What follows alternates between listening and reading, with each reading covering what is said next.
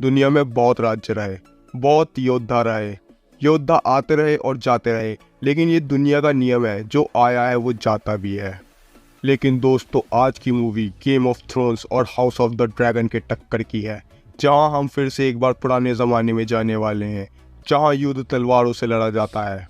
तो ये कहानी है टॉरिज्म की। तो बिना देर किए टाइटल के साथ करते हैं मूवी की शुरुआत। मूवी की शुरुआत होती है एक जंगल से, जहां स्पार्क गेट अपने आदमियों के साथ शिकार पर निकला होता है, लेकिन वो अपने कबीले की सीमा से बाहर निकलकर दुश्मन कबीले के सरहद में आ गए थे।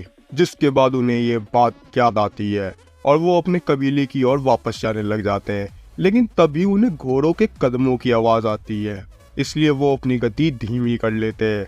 अब हम देखते हैं कि दुश्मन कबीले के लोगों ने स्पार्क गेट और उसके साथियों को घेर लिया है।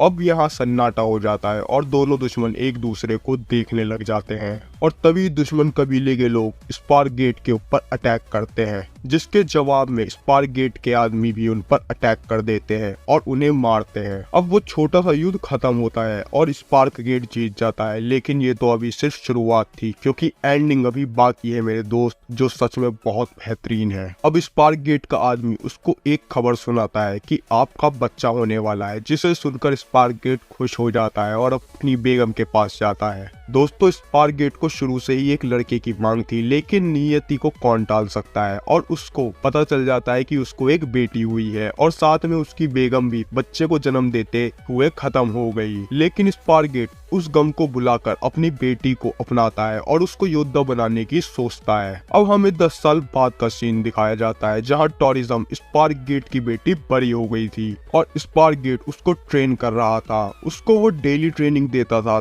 और उसे युद्ध की बारीकियों को समझाता था। साथ ही हम ये भी देखते हैं कि अब स्पार्क गेट ने दूसरी शादी भी कर ली है और अब उसके भी बच्चे हैं। अब हम देख पाते हैं कि उनकी उन्नति और खुशहाली से उनके दुश्मन बहुत जले पड़े थे। जिसके बाद हम रात का सीन देखते हैं, जहां स्पार्क गेट सो रहे हैं, और तभी टॉरिज्म की एक डरावने सपने की वजह से नींद खुल जाती है, जिससे डर कर वो अपने पापा के पास आती है। लेकिन तभी उसके पापा उसे शांत करवाते हैं, लेकिन स्पार्क गेट को लोगों के चिल्लाने की आवाज आती है और वो जल्दी ही अपनी तलवार निकाल लेता है। दोस्तों, उसके दुश्मन कबीले ने रात को अटैक कर दिया था, जिसके कारण स्पार्क गेट की सेना तैयार नहीं थी और दुश्मन कबीले के लोग स्पार्क गेट को उसकी बेटी के सामने ही मार देते हैं। लेकिन स्पार्क गेट के कहने पर उसके कुछ लोग उसकी बेटी को बचा लेते हैं और साथ में कुछ कबीले के लोग भी थे, और वही बनी एक सुरंग के सहारे वहां से भाग जाते हैं। दोस्तों, जिन्होंने उस कबीले पर अटैक करा था वो उनके दोस्त थे, या ये कहो उनके दोस्त बनने का नाटक कर रहे थे, जिन्होंने स्पार्क गेट को उसकी बेटी के सामने मार दिया और बचे हुए कबीले के लोगों को उन्होंने गुलाम बना लिया। अब इसी खतरनाक मंजर के साथ हमें अगला दिन दिखाया जाता है, जहां बचे हुए कबीले के लोग छोटी टॉरिज्म को बचा लेते हैं और खाना पानी की कमी के कारण कुछ समय छुप के रहने की सोचते हैं। अब वो जंगल में छुपकर रह रहे होते हैं, लेकिन पुरानी यादों को धीरे धीरे भुला भी रहे होते हैं। वो लोग योद्धा थे, इसलिए वो युद्ध का अभ्यास जारी रखते हैं। अब धीरे धीरे समय बीत जाता है और हम देख पाते हैं कि टॉरिज्म अब बड़ी हो गई है और एक बहुत अच्छी योद्धा बन गई है। वो बड़े बड़े योद्धाओं को पस्त कर देती है, लेकिन आज भी वो डरावना सपना उसका पीछा नहीं छोड़ता। अब वो अपने कबीले के एक आदमी के पास जाती है और उससे बोलती है कि हम यहाँ कुछ समय के लिए छुपने के लिए आए थे और अब हमने इसी को अपना घर बना लिया है, हमें अपनों का बदला लेना चाहिए। जिससे हम जान पाते हैं टॉरिज्म अपने बदले की आग में जल रही थी, लेकिन वो आदमी उसे इंतजार करने को कहता है, जिस पर टॉरिज्म वहां से गुस्से में चली जाती है। अब हम देखते हैं वो गुस्सा होकर एक जगह आ जाती है और वहीं सो जाती है, जहां उसको फिर से वही बुरा सपना आ रहा था और अपने माँ बाप को वो याद करती है। कुछ समय बाद वो वहां से उठ के फिर से अपने कबीले में जाती है, लेकिन वहां सब कुछ तबाह हो गया था और पूरे कबीले को जंगली लोगों ने मार दिया था। जिसके बाद टॉरिज्म को बहुत गुस्सा आ जाता है, क्योंकि उसकी माँ बाप कबीले सब उससे दूर हो गए थे, इसलिए वो उन जंगली लोगों को मारने के लिए चली जाती है। दोस्तों, अब टॉरिज्म बिना लगाम की घोड़ी बन गई थी, जिसे कोई नहीं रोक सकता था। अब उन्हीं लोगों के पास आती है और अकेले सबको खत्म कर देती है, लेकिन खुद भी बहुत ज्यादा घायल हो जाती है और किसी तरह घोड़े पर बेहोश हो जाती है। अब वो घोड़ा उसे एक कबीले में ले जाता है, जहाँ एक लड़की माओ थी, और वो उस टॉरिज्म को घायल देखकर अपने कबीले में ले जाती है और उसका इलाज कराती है। दोस्तों, ये कहो टॉरिज्म की जान बचाना कई राज्यों की तबाही थी, हजारों लोगों की जानें उसकी एक जान में थी। अब 6 महीने बीत जाते हैं और हम टूरिज्म को देखते हैं, जिसको इतने समय बाद होश आ जाता है। जिसके बाद कबीले वाले उससे बात करते हैं और उनको पता चलता है ये स्पारगेट की बेटी है, इसलिए वो उसको अपना लेते हैं। अब कुछ समय तक टूरिज्म उनकी मदद करती है और उनके साथ मिलजुल कर रहती है, लेकिन खोई खोई। अब हम देख पाते हैं जिस कबीले में टूरिज्म है उनका भी एक दुश्मन कबीला है और वो वही कबीला होता है जिसने टूरिज्म के पापा को मारा था। इसलिए टूरिज्म ये जानकर बहुत खुश हो जाती है, क्योंकि उसका कुछ बदला पूरा होने वाला था। अब हम वही दिन देखते हैं जहाँ दोनों कबीले की सेना एक दूसरे के सामने थी और बस अपने सेनापति के एक इशारे का वेट कर रही थी। लेकिन तभी टूरिज्म आगे आती है और सीधे आगे आकर अपने पापा के कातिलों को मारती है, जिससे सब लोग डर जाते हैं और उसके बाद उसकी सेना को सब बताती है कि वही स्पारगेट की बेटी है और कबीले की सरदारनी, जिसका सब लोग समर्थन करते हैं और उसको अपना सरदार बना लेते हैं। जिसके बाद टूरिज्म को उसकी खुद की सेना और अपना कबीला वापस मिल गया है और साथ में उसके साथ उसका पुराना कबीला जिसने उसकी जान बचाई थी वो भी है। अब सबसे पहले टूरिज्म अपने पापा की ग्रेव पर जाती है और उनको श्रद्धांजलि देती है और वचन लेती है कि वो आपके हर एक दुश्मन को ढूंढ ढूंढ के मारेगी। अब वो बिना देरी किए जंग का ऐलान कर देती है उसी कबीले के साथ जिसने उसके पापा को मारा था और अपने सब मित्र कबीलों को अपने कबीले में शामिल कर लेती है। जहाँ एक लड़का एग्रोन भी था जिसे हमारी टूरिज्म पहली नजर में पसंद कर लेती है, लेकिन बताती नहीं है।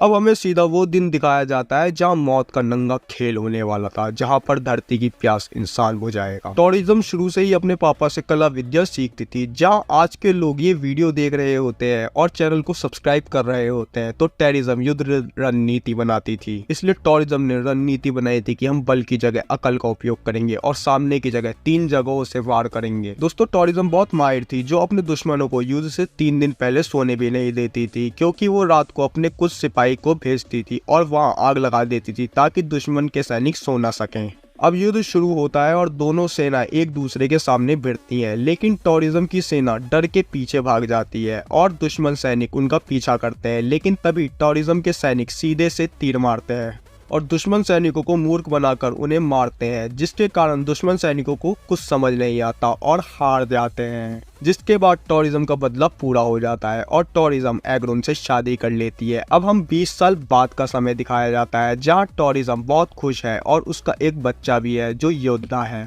और अपना राज्य आराम से चला रहे हैं। लेकिन जिंदगी इतनी आसान हो तो क्या ही जिंदगी। और वहाँ एक वजीर आता है जो राजा से बात करने आया था और उन्हें अपने राज्य में मिलाने की बात कर रहा था। साथ में उन्हें ये भी संदेश देता है कि हमारे राजा आपसे मिलना चाहते हैं, हम आपको अपने राज्य की तरह संपन्न और अमीर बना देंगे, आपको सब पूजेंगे। जो टूरिज्म को कुछ अजीब लगता है और रात को अपने पति को जाने के लिए मना करती है, लेकिन राजा जाना चाहता था क्योंकि वो लड़ाई नहीं चाहता था कि अगर राजा और हमारे कबीले एक साथ हो जाए तो दोनों के लिए अच्छा ही रहेगा। अब ओगरुन डिसाइड करता है कि मैं राजा के पास जाऊंगा और अपने बेटे को भी लेकर जाऊंगा, जिस पर टूरिज्म को मानना पड़ता है। अब ओगरुन अपने बेटे के साथ वहां से निकल जाता है और वो रास्ता बहुत लंबा था, जो कि पूरे 3 दिन का था, लेकिन फाइनली वो अपनी डेस्टिनेशन पर पहुंच जाते हैं, जो बहुत बड़ा राज्य था और उनके पास उस जमाने के हाईटेक वेपन भी थे, जैसे लोहे की शील्ड, तलवार और रथ, जिसे देखकर ओगरुन बहुत इम्प्रेस होता है और अब उसको राजा के सामने पेश किया जाता है। अब राजा बोलता है कि तुम हमारे राज्य में मिल जाओ और हमारे सैनिक बन जाओ, जिसके बाद हम दुनिया पर फतेह पाएंगे। लेकिन ओगरुन बस शांति चाहता था और राजा को मना कर देता है कि मैं यहाँ शांति चाहता हूँ।